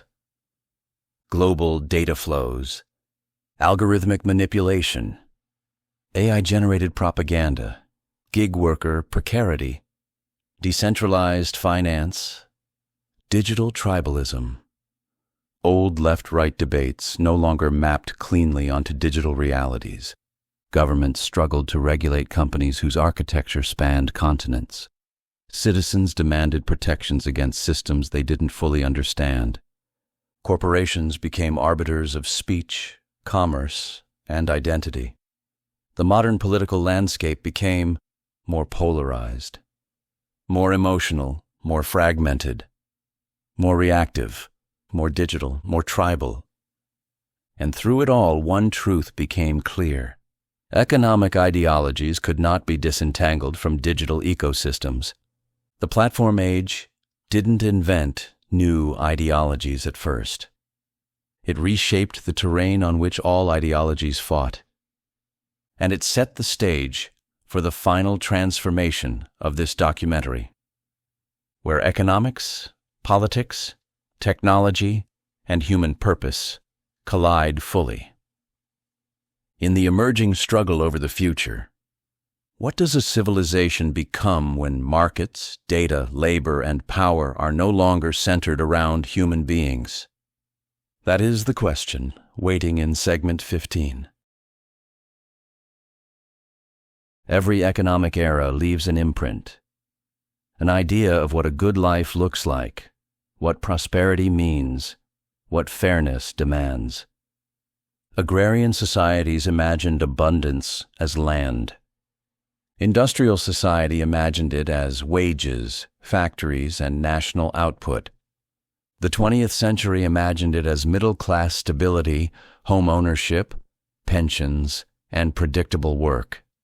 But in the 21st century, with globalization, automation, AI, digital ecosystems, and algorithmic power, we are drifting toward an unprecedented horizon, a world where scarcity weakens, labor detaches from survival, and meaning becomes the new wealth. Economists didn't predict it. Politicians resist it. Technologists accelerate it. Philosophers struggle to grasp it. But the signs are everywhere. In the gig economy, in decentralized finance, in digital tribes, in automation, in creative platforms, in AI-generated art, in collapsing birth rates, in restless youth searching for purpose, and in workers no longer tied to geography or lifelong careers. We stand at the threshold of something new, something undefined, something that doesn't yet have an ideology, but will. Let's walk into this future slowly, deliberately, and explore the possibilities. The post-scarcity horizon, when abundance rewrites the rules. For most of human history, economics began with a simple assumption. Resources are limited. Human desires are infinite.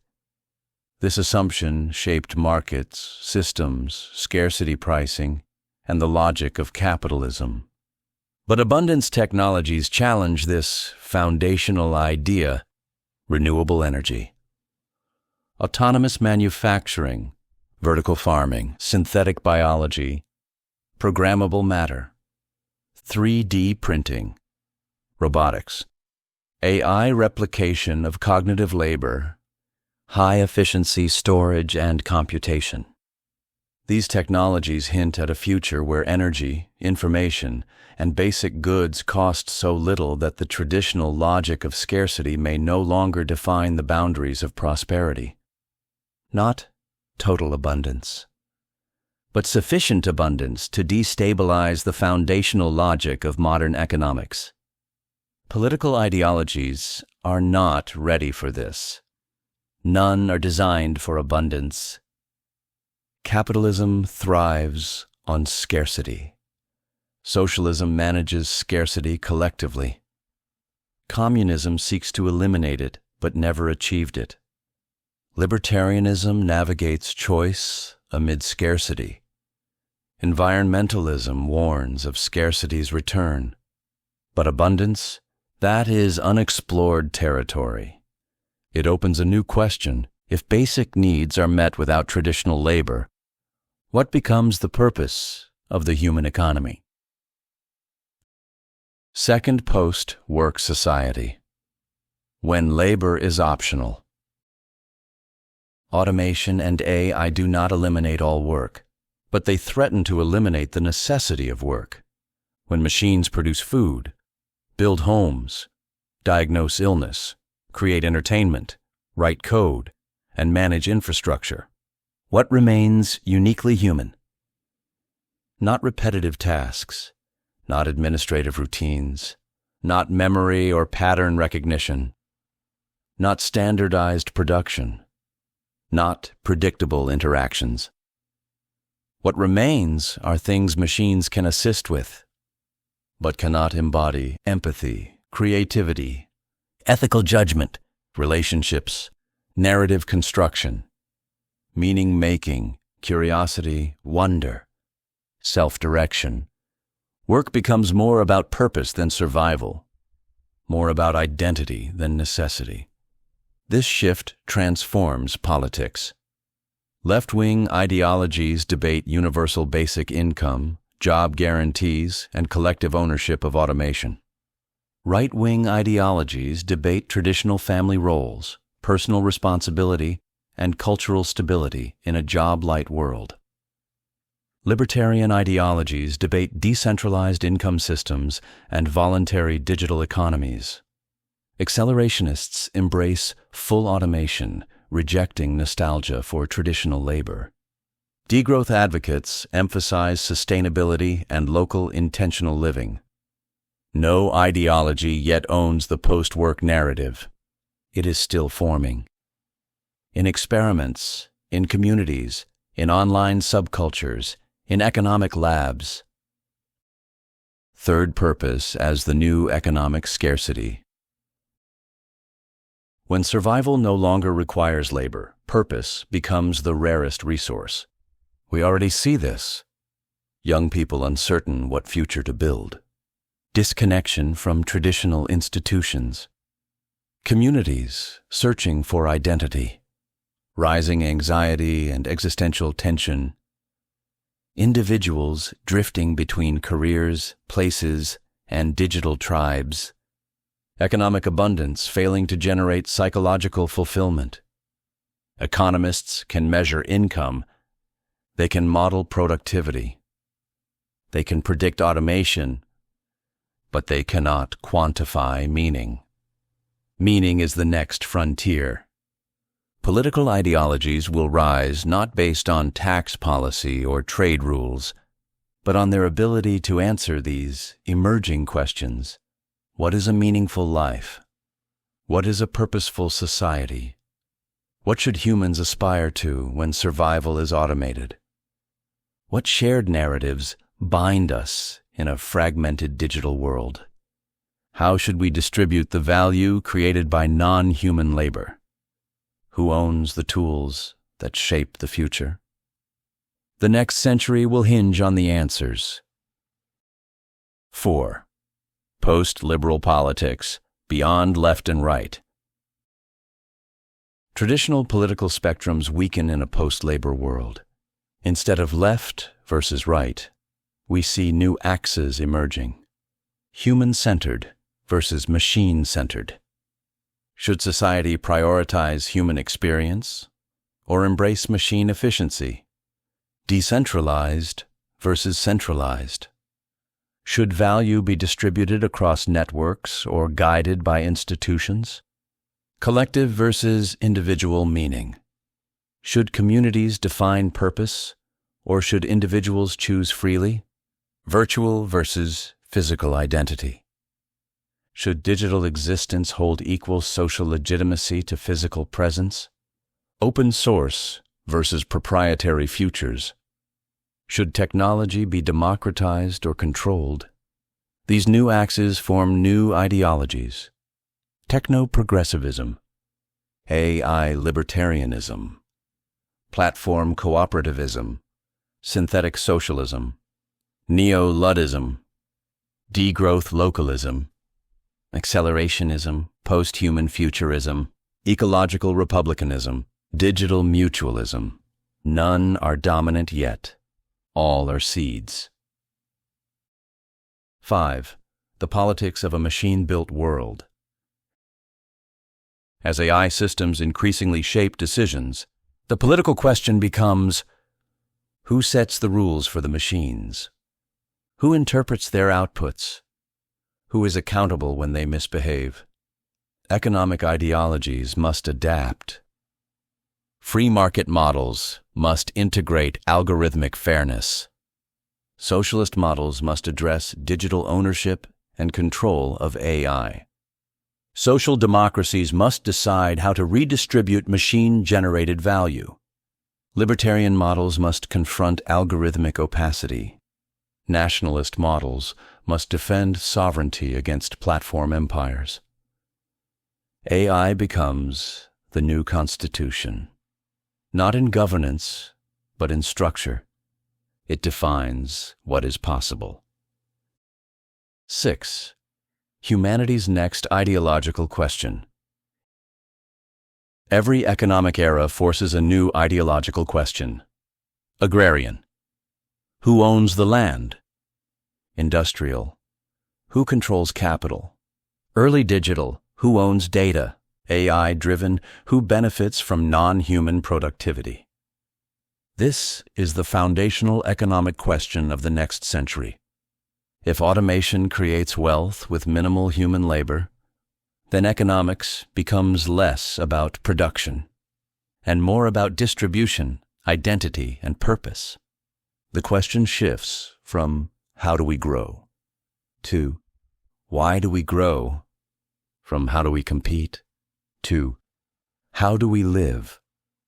The future of ideology will revolve around meaning, not because philosophy demands it, but because automation will force it. 7. The unfinished frontier. We close this 15-segment journey not with a conclusion, but with an open horizon. Economics began with bartering on riverbanks. It grew into markets, empires, factories, welfare states, global supply chains, platforms, and algorithms. It blended with politics, culture, psychology, and identity. It shaped civilizations and reshaped them again. But now we stand somewhere new, somewhere no past model fully applies. a place where the economic engine is shifting from human labor to machine intelligence, where scarcity gives way to abundance in strange and uneven ways, where ideology dissolves into digital tribes, where meaning becomes the rarest, most contested resource of all. This is not the end of economics, not the end of politics, not the end of ideology. It is the beginning of a new negotiation between what humans need, what machines can do, and what values we choose to elevate as civilization accelerates into its next form. The future is not a system waiting to be chosen. It is a story waiting to be written. And we are its authors, each of us, collectively across nations, platforms, communities, and digital worlds. Whatever comes next will not be shaped by scarcity or power alone, but by the oldest force in human history, the search for meaning.